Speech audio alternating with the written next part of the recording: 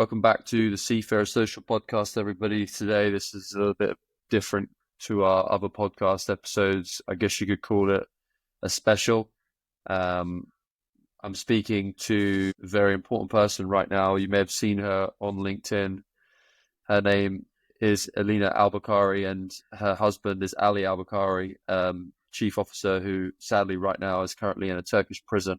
I'm going to have a little chat with Elena today just to find out a little bit more about what's going on. I think this is really important, and it's picked up the attention of many people within the maritime world. But before we get into what led to this sad situation happening for Ali, Elena, could you just tell us a little bit more about your husband and how long he'd been sailing and what inspired him to consider a career as a seafarer? Hello, everybody. My name is Elena Albokhari, and my husband, the Chief Officer Ali Albokhari, was sentenced to 30 years in Turkey. So my husband has been a seafarer for more than 10 years.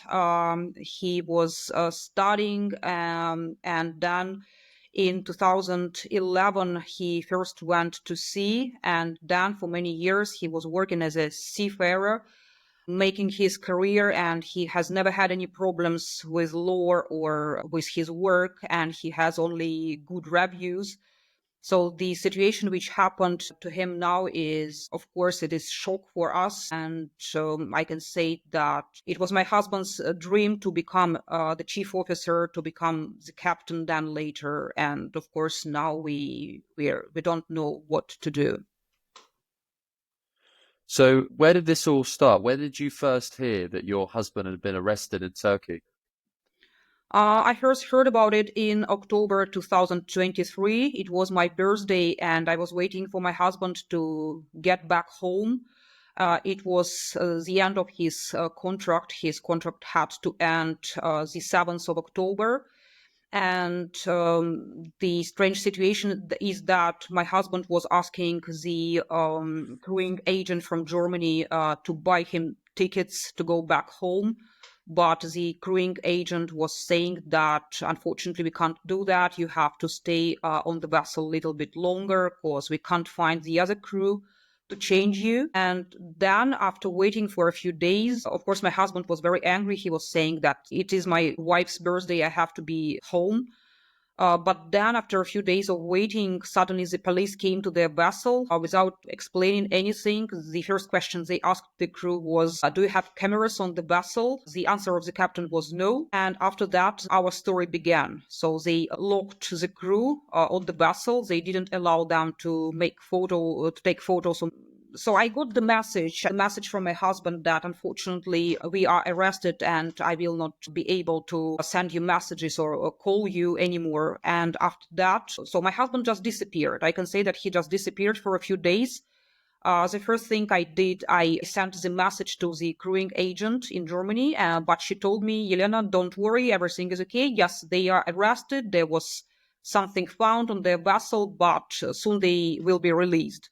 So I believed her, but then after a few days, I understood that there was something wrong. And absolutely by chance, I found on one chat on the internet, the chat for seafarers, I found a woman who told me that her husband also was on this vessel, Phoenician M, and that he was arrested, but he was not at the police station. But my husband and the captain, they were at the police station. So then after that, I contacted the Finnish embassy and also the Ministry of Foreign Affairs of Finland. And I told them that my husband was kidnapped. And even now I can claim that my husband was kidnapped because we don't have any explanations and nobody can understand why they were arrested like that, in a very aggressive way without any explanations, and then they were kept in prison for 1 year, and then they were sentenced to 30 years. So then we were just waiting, and we were given the lawyers, but these lawyers, they never contacted us, they never answered our phone calls. So I can say the first thing that I wanted to say is that when something like that happens, the family members, they are absolutely lost and they don't know what to do. So I have this experience, and I can say that I also wanted to say that we have just got married and I moved to Finland. It's a new country for me. So you can understand that I was absolutely lost. I didn't know what to do. I didn't know the Finnish language. So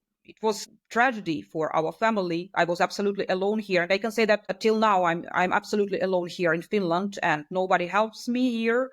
And I have to do everything myself. So these 2 years, they were a real nightmare for me. Yeah, I bet. What was the reaction from the Finnish embassy? What did they say? So after my first call, they told me that, okay, we will try to find out what's going on. And then they called me back and they told me that, yes, your husband was arrested. So let's see and let's wait what will happen next. But the only thing which happened is that he was arrested and then kept for 1 year in prison. And the consul of Finland, he came to visit him a few times to prison. But to tell the truth, I didn't see any help. But I know that, unfortunately, embassies, they don't have so much power to do anything. So they were just visiting my husband and checking if he's okay, the situation with his health and so on, but nothing else. I see. Okay. So from your understanding then, what evidence or lack of evidence was presented against Ali and the captain during the trial? To tell the truth, there is nothing at all, no evidence at all. So the Turkish authorities themselves, they write that there is nothing, no fingerprints, no messages in their mobile phones, nothing at all. But they are sentenced. So that's what we see in the documents. There is nothing at all, nothing. So that's why we are shocked. And we don't understand how that can happen. So how can people be arrested without any evidence and be sentenced to 30 years without any evidence? And also my husband, he was asking for help from the company a million times. We have all the documents where he was asking for help, all the letters. But the companies, they never answered the letters of the captain or of my husband.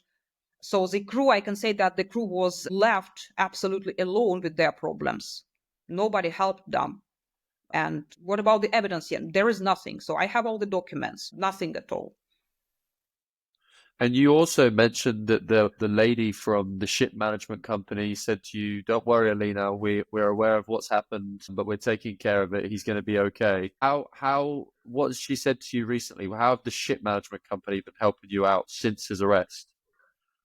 Yes, that's quite an interesting question. So the company owners, they have never contacted us. They never answered our phone calls. So to tell the truth, during these 2 years, I didn't have any contacts with the company. So they just hired the lawyers. These lawyers, they were for free. So we didn't pay anything. We had 10 lawyers, but we didn't see any help from them. Every time they came to prison, they were saying some strange things to the crew that they don't have to say anything about the company and better not to say anything. So for 1 year, I was listening to the words like, Elena, don't worry, they will be released soon. Then when my husband was sentenced, they also kept saying, I mean, the lawyers, that don't worry, after the appeal, your husband will be released. So 1 month ago, we got the rejection to our appeal. So what I see is only lie and lie all the time. So that's why we changed the lawyers. And now we have our own lawyer. We had to pay him ourselves. And so now I see the difference. I see the difference. My lawyer, he's always in touch with me. He helps a lot. But what about the previous lawyers? No help at all. The company as well. And the most interesting thing is that the company changed their name after the verdict. The same day they changed their name. Wow. And Wow. also, my husband always, when he calls me, he asks me to tell everybody that even during the hearings in the court, the name of the company was written in the wrong way. The name of the company is Iskenderun, but they were writing Iskender. And when the crew was telling them about that, they didn't react at all. So that's what we see, the wrong name of the company during the hearings, and then the change of the company's name. And then after the verdict, I was in a very bad psychological state, and I decided to call the company's owner, and he didn't say anything. He didn't even say sorry or, Elena, we are sorry, we will do our best to help you. No, they just told me that your husband has never worked for our company. That's what I heard. Elena, are you sure that your husband was working for our company? I think you are wrong. He was never working for us. And at this time, I understood that I'm absolutely alone with my problem. Wow. Okay. They just blocked me. So I don't have any contact with them. They just blocked me. So what about the crewing agent from Germany? Nothing. The lawyers, nothing. They never answered me. They never said anything. They never helped us. The company, they just blocked me, saying that my husband has never worked for them. So that's why I decided to make noise, because I understood that otherwise I will not help my husband. That's the only way I can help him, to tell the world about our situation. Yeah. Yeah. I mean, I've got to be honest with you, Elena. I'm completely and utterly gobsmacked. I can't believe just how diminished your husband has been. It's terribly sad. Where had the vessel traveled from? I read somewhere it just come from Colombia, right? That's right, from Colombia. So that's also quite interesting that firstly, the drugs were found in Colombia. So the police came, they told the crew that we have information that there are drugs on your vessel, so let us check everything. So they checked everything. They went right to the after peak, and in the after peak, they found the drugs. Then the they were not arrested. They were just questioned at the police station, and after 2 days, they were released. So that's why also the Colombian authorities gave the crew the document where it is written that we have checked everything and there is nothing. And after that, Wow. yeah, so we have all the documents. That's the most interesting thing in our case. We have everything. We have all the proofs. So then the crew, they went to Turkey, and maybe that's why the crewing agent was telling me that don't worry, the situation will be the same like it was in Colombia. So just a few days at the police station and they will be released. But that's what we have, unfortunately. And the difference between the situation in Colombia and in Turkey is that we have lots of videos and lots of photos, lots of documents from Colombia. The crew, they have seen the drugs. But what about Turkey? We don't have anything. We don't have any videos, any photos, and nobody saw these drugs. Nobody. The only photo that they show us is the photo with the drugs. We don't know from where, from the police station or just from the outside of the vessel. But who can prove that these drugs were found on the vessel? So they don't have any proofs. How often are you able to speak to your husband at the moment? We have 60 minutes a week. That's also quite an interesting question, because before, during 1 year, while he was waiting for the final hearing, they didn't allow us to meet. I don't know why. So I asked the lawyers a million times, can I come to Turkey and visit my husband? And they were saying that, no, you can't. You can visit your husband only after the verdict. And now when we have a new lawyer, he says that it's lie. How can that be? Of course, you could visit your husband. Then, I thought that maybe I was feeling so bad that maybe I misunderstood something.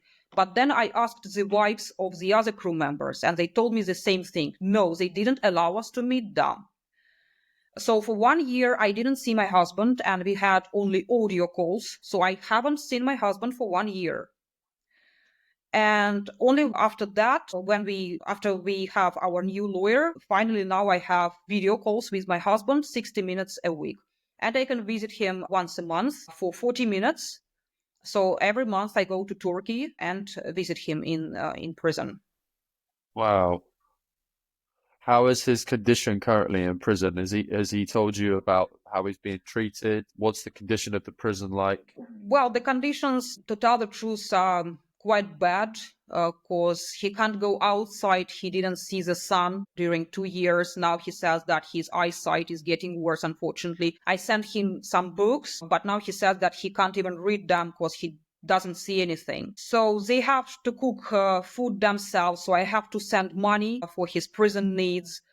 There are lots of people in the prison. There are lots of murderers in prison. So it's quite dangerous to be there, of course. And uh, he's feeling very, very bad, to tell the truth, because he feels also a little bit abandoned, because he sees no help, to tell the truth. I try to calm him down. I tell him that, I try to help. I try to do my best. I try to tell everybody about your situation. Well, for example, today in the morning, he called me and he told me, I don't know what to do. I'm so sad. I feel abandoned, and I can't even read books because I don't see anything. So that's what we have now. Okay. Um, I also read as well that while Ali and the crew were waiting, I believe, on the vessel, they were locked in the kitchen for 2 days. Is this correct?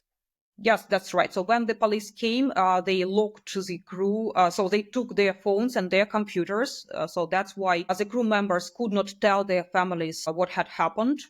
And they were locked in the kitchen for a few days without understanding, without explaining what's going on. So then after that, the police came and said that we have found drugs on your vessel, so that's why you are arrested. And when one of the crew members was trying to take photos of what was going on, they told him, no, you can't take photos. We take your phone. It is prohibited to take photos and videos. And how has this affected your family, emotionally, financially, personally? How big is Ali's family, and how has it affected his family and yourself?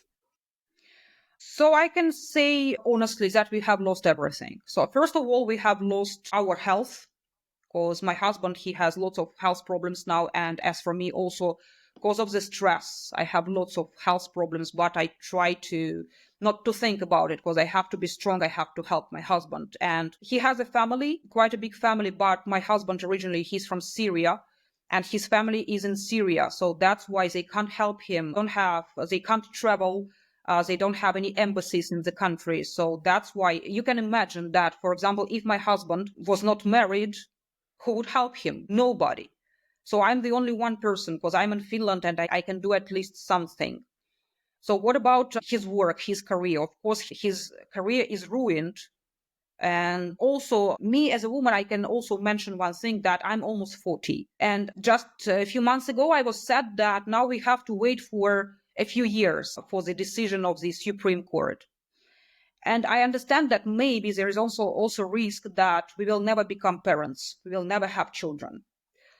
So to tell the truth, we have lost everything. We have lost health, career, and our family as well. Everything. And I will not tell you about his mom, because his mom, he doesn't know about the verdict. She's still thinking that he's just arrested and waiting for the decision. Of course, we can't. She's an elderly person and we can't tell her the truth. Financially, how are you guys surviving financially? Of course, it is also difficult because I'm absolutely alone here in Finland. I'm an immigrant, and my husband, he was the only person who was earning money in our family. And now he doesn't earn anything. So the companies, they don't pay anything, of course. And so we don't have any support. And you can imagine my situation when I was sad. So the embassy of Finland, they told me, Elena, it's better to find a new lawyer. And when I asked them, can you help me to find a new lawyer? They told me, no, we don't know anyone. So it took me almost 1 month to find a new lawyer, and the money they were asking for, of course, it was like unbelievable sums. And I understood that I can't help my husband because we don't have that money. So it was very difficult to find a good lawyer for a good price. It took me 1 month. How are you staying so strong and motivated through all of this, Elena?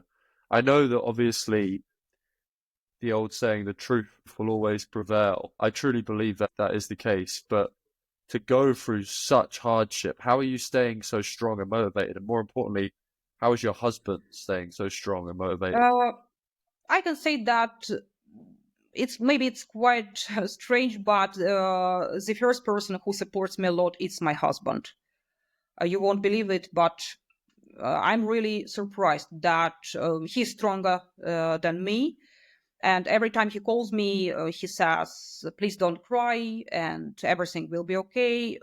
But, when it all happened in October, November, December, a few days ago, I thought that I don't even remember those times. I don't even remember how it was, because it was such big stress that I don't remember anything. I was lying in my bed all days just crying, and I understood that that was the end of my life, because we have just got married, we had lots of plans, and now it's the end. And of course, then when I heard the verdict, I got the letter email, and it was saying that unfortunately everybody was released except the captain and your husband. Your husband was sentenced to 30 years. We are sorry. So I just closed my computer and I understood that that is the end. So now I'm absolutely alone in a foreign country and I lost my husband. But then I understood that I am the only one, I am the only person who can help him, that my husband hasn't done anything wrong. He's an innocent person. So that's why I will fight. I will fight till the end. And of course, I understand that now traveling to Turkey, of course, it is a little bit risky for me because I don't know what to expect from the company or from other people. I don't know who we are dealing with.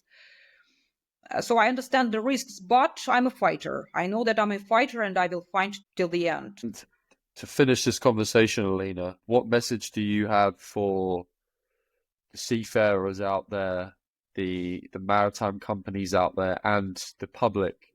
What message do you have for them regarding this situation? So first of all, I want to say to all the wives and mothers that it is very important to know what company your husband or son is working for. You have to have all the contacts, because when it happened, I didn't have any contacts of the company. I knew only the name. So the first thing to do is to know everything, where your husband is, what company he's working for, everything. And then the second thing I want to say to everybody is you have to feel that you are not alone. It's very important because the first year I was absolutely lost. I didn't even know what ITF IMO is. It was something new for me. So I want everyone to be united, to help each other, because I have already said that anyone can find himself in such situation, unfortunately, nowadays. So that's why we have to fight all together. I don't want people to be silent, because, sometimes people ask me, Elena, why are you the only one who is fighting? So I don't want to be the only one. I want other families also to speak about it and ask for help, not to be afraid to ask for help. Thank you, Elena, so much for taking the time to speak to me today. This is truly the most important conversation I've ever had, and I hope that we can raise more awareness to your husband's situation, and I hope eventually the maritime community can come together and destroy criminalisation of the seafarer, because this is wrong on so many different levels, and I'm so sorry that you had to face this. And when you mentioned the part about how your time with your husband is running out to have children, I'm just so sorry. Yeah, I hope we will have children and everything will be okay. I still hope. And so that's why I ask for help. I fight not only for my husband and myself, I'm fighting for my family and our future children as well. Thank you so much, Lena, for taking the time to speak to me. Yeah. Thank you, Carl. Bye.